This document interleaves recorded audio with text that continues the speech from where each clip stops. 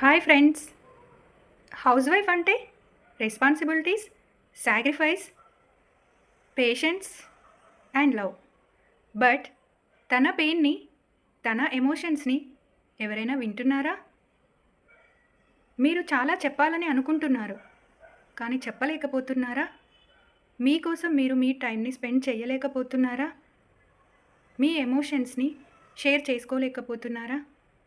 So మీ అందరి కోసం మా ఫ్రెండ్ సురేఖ గారు ఉన్నారు. Meet my friend.